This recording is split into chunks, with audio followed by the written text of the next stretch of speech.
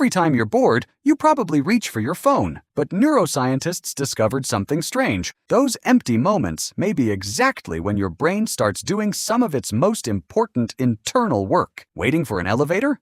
Phone? Standing in line? Phone? Eating alone? Watch something. Going to bed? Scroll. We've become incredibly good at eliminating every empty second of our lives, without realizing what our brains may be doing during those seconds. Because when you stop doing things, your brain doesn't simply go quiet. Quite the opposite. A completely different system begins to take over. A system involved in revisiting your past, imagining your future, understanding other people, and connecting pieces of your life together. Think about that. Those moments you've been filling with scrolling might not have been empty at all. And scientists discovered this almost by accident. Researchers placed volunteers inside brain scanners and asked them to read, memorize information, or solve problems. Then, between tasks, they told them to simply rest. Don't concentrate. Don't solve anything. Just lie there. The assumption seemed obvious. Task equals activity. Rest equals less activity. Except, the scans didn't behave that way. When people stopped performing the task, certain brain regions followed a consistent pattern of activity.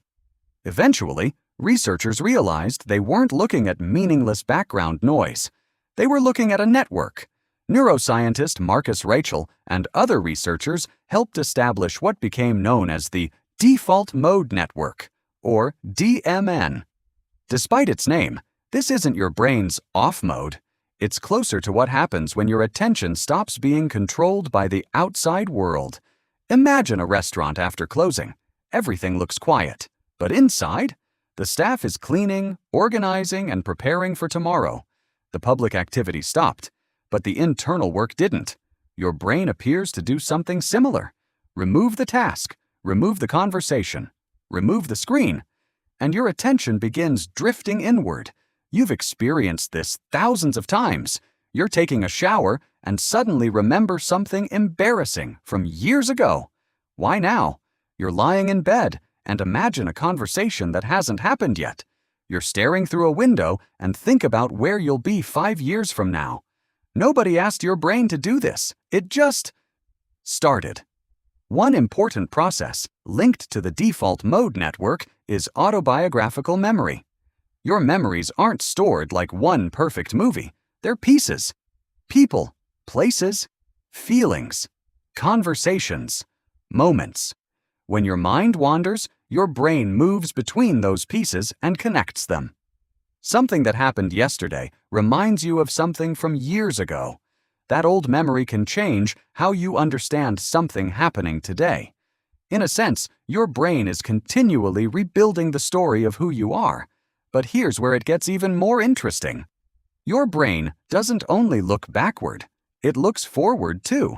It uses pieces of the past to imagine something that doesn't exist yet.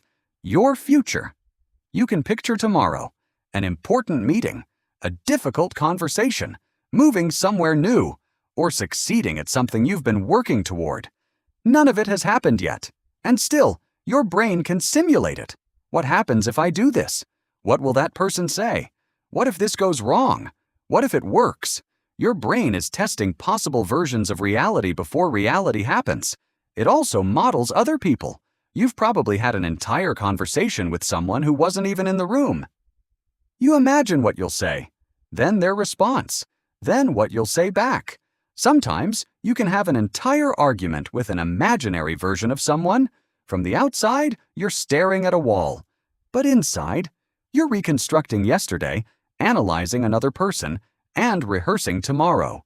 And that's what makes modern life so interesting, because we've created a device capable of interrupting that process almost instantly. Your smartphone. Think about how you use it. You experience a gap. 10 seconds, 30 seconds, 2 minutes, and then your hand moves toward your pocket. Waiting for someone? Phone. Waiting for food? Phone. Bathroom? Phone. Elevator? Phone. Can't sleep? Phone. We don't just use smartphones during our free time anymore. We use them to eliminate the feeling of having free time. Scrolling may feel like rest, but your brain is still processing information. New image, new sentence, new sound, new notification, new video. Again, again, again. Your body may be still, but your attention isn't. Researchers have shown just how uncomfortable the absence of stimulation can feel. In a famous series of experiments, psychologist Timothy Wilson and his colleagues asked people to spend several minutes alone with their thoughts. No phone, no book, no entertainment. Nothing to do except think. Sounds easy, doesn't it? Apparently not for everyone. In one version, participants could give themselves an unpleasant electric shock. They already knew what it felt like and had indicated that they would rather avoid it. And yet, some still chose to shock themselves. One participant did it repeatedly. Nobody forced them. There was no prize. They simply had to sit with their own thoughts. For some people, having nothing outside of them to focus on became surprisingly uncomfortable. And today, we carry a much easier button. It doesn't shock us. It entertains us. The moment boredom appears, we press it, and boredom disappears. But what if we've misunderstood boredom? What if boredom isn't always your brain saying, something is wrong? What if sometimes it's simply the moment when external stimulation stops, and internal activity becomes noticeable? That's important, because your brain doesn't necessarily finish processing an experience when the experience ends. Memory continues developing afterward. The hippocampus plays an important role in forming new memories, and periods of quiet rest have been linked with memory consolidation. Think of it like collecting hundreds of documents. You can keep collecting more and more, but eventually you need to stop collecting and start organizing. More information isn't always more understanding. Sometimes, information needs space. This may explain something almost everyone has experienced. You're stuck on a problem. You think harder. Nothing. You try again. Nothing. Eventually, you give up. You walk away, take a shower, lie down, and then suddenly, the answer appears. We say, it came out of nowhere. But did it really? You stopped consciously forcing the problem while internal processing continued. This doesn't mean phones are destroying your brain. It doesn't mean boredom is magical. And it definitely doesn't mean you should spend hours staring at a wall. The idea is much simpler. Your brain has different useful states. There is value in focusing, learning, and receiving information. But there may also be value in the moments between information. Those are exactly the moments modern technology makes easiest to erase. Every cue can contain entertainment. Every meal can contain a video. Every walk can contain audio. Every silence can contain content.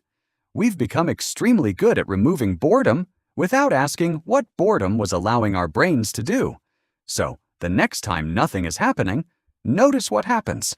You'll probably feel the impulse immediately. Reach for the phone, open something, fill the gap.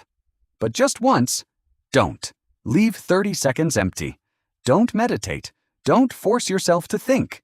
Don't try to be productive. Just give your brain nothing new. Because what looks like an empty moment from the outside may be one of the few moments when your brain finally has time to deal with everything you've already given it.